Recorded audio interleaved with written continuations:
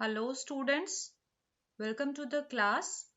Genetics and plant breeding unit हमने start करी थी, उसमें बहुत सारे लेक्चर्स हमने कवर करे थे और आज के लेक्चर में हम कवर करेंगे बार बॉडी एंड लियोन हाइपोथेसिस। ठीक है। बहुत ही सिंपल सा हाइपोथेसिस है और बार बॉडी का कॉन्सेप्ट है। तो अगर आप इसको समझेंगे, बहुत इजी लैंग्वेज भी मैंने यहाँ पर मेंशन की है, आपको एग्जाम्स में लिखने में भी लर्न करने में भी कोई प्रॉब्लम नहीं होगी।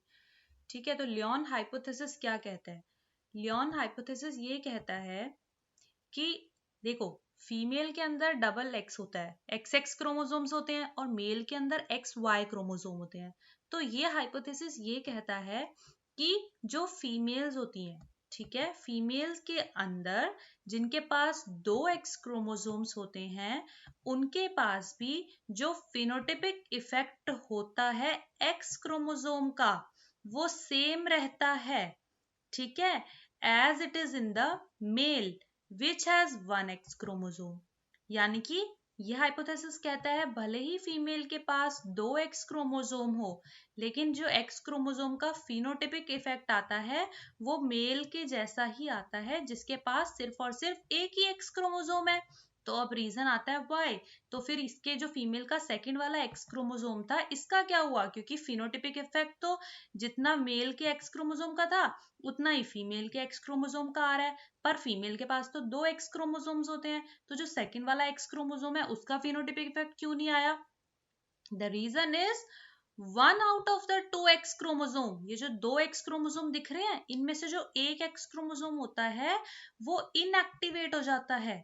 जो फीमेल के टू हैं एक्स क्रोमोसोम्स, इसमें से एक एक्स क्रोमोसोम इनएक्टिवेट हो जाता है अर्ली इन एम्ब्रियोनिक डेवलपमेंट, जब एम्ब्रियोनिक डेवलपमेंट चल रहा होता है उसी स्टेज में।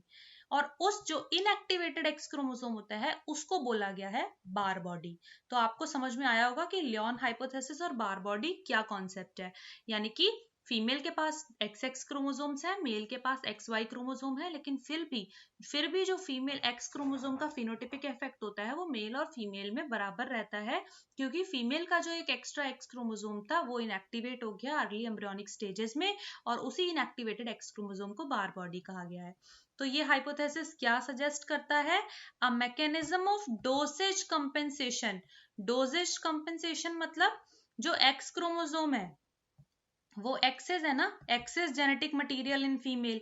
फीमेल के अंदर एक्स क्रोमोसोम एक्सेस है, एक और है, एक्स और एक्स दो बार है। तो उसको कंपेंसेट करने के लिए हाइपोथेसिस मतलब उस मैकेनिज्म को एक्सप्लेन करता है कि वो जो एक्सेस जेनेटिक मटेरियल है उसको कैसे कंपेंसेट किया गया है। तो उसको कैसे कंपेंसेट किया गया है? दूसरे वाले एक्स क्रोमोसोम को इनएक्टिवेट करके उसको बार बॉडी बना दिया गया है। इस तरीके से जो एक्सेस जेनेटिक मटेरियल था फीमेल का, उसको कंपेंसेट कर लिया गया है। ये इस हाइपोथेसिस से पता चलता है। बार बॉडी जो है, it is named after its discoverer Murray Barr. Murray Barr थे एक साइंटिस्ट, उन्होंने इस बार बॉडी को डिस्कवर किया था। और क्या है ये बार बॉडी? इनएक्टिव एक्स क्रोमोसोम है फीमेल के सोमैटिक सेल में। कैसे इनएक्टिव है? अर्ली एम्ब्रियोनिक स्टेज में ही वो इनएक्टिव हो गया। इन द ह्यूमंस, ह्यूमंस के बारे में अब देखो, बार बॉडी कितनी होती है यहां से आपको पता चलेगा। अगर more than one X chromosome है, ठीक है, तो जो number of bar bodies visible होंगी इंटरफेज स्टेज में, वो कितनी होंगी? जितने टोटल एक्स क्रोमोसोम है उससे एक कम, यानी कि fewer than total x chromosome. जैसे कि अगर क्लाइनफेल्टर सिंड्रोम होता है, उसमें क्या होता है? 47 सोमेटिक क्रोमोसोम्स, उसके अलावा एक्स एक्स वाई होता है। तो आप देखिए इसमें कितने हैं? दो एक्स हैं। दो एक्स का मतलब मैंने क्या बताया अभी आपको, कि जितने एक्स क्रोमोसोम है उससे एक कम बार बॉडी होगी, यानी कि टू एक्स क्रोमोसोम है तो बार बॉडी कितनी हुई? वन।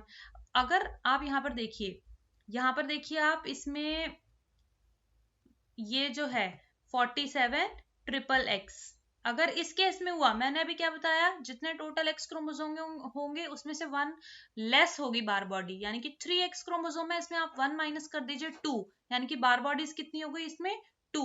तो कहने की बात यह है कि मेल के पास एक्स और वाई क्रोमोसोम होते हैं, यानी कि सिर्फ और सिर्फ एक ही एक्स होता है। इसीलिए फीमेल के केस में अगर मल्टीपल एक्स हैं, बहुत ज्यादा एक्स हो भी गए हैं, तो सिर्फ और सिर्फ एक ही एक्स रहेगा वहां पर उस एक्टिव, बाकी क्या हो जाएंगे, एम्ब्रियोनिक स्टेज में ही इनएक्टिव हो जाएंगे। तो उसी वो इनएक्टिव जो एक्स क्रोमोसोम्स होते हैं उसको बोलते हैं बार बॉडीज। ठीक है, बार बॉडीज कहाँ पर विजिबल होंगी, सेल में। जो न्यूट्रोफिल सेल्स होते हैं उसमें जो न्यूक्लियस होता है, न्यूक्लियस के रिम पे आउटर साइड में प्रेजेंट होंगी बार बॉडीज, जहां से देख सकते हैं। ठीक है, तो होप कि आप लोगों को लियोन हाइपोथेसिस और बार बॉडी का कॉन्सेप्ट अच्छे से समझ में आया होगा। लैंग्वेज बहुत इजी लिखी है, एग्जाम्स के लिए मोर देन इनफ है, आप अगर इसको अपनी नोटबुक्स में राइट डाउन कर लें तो।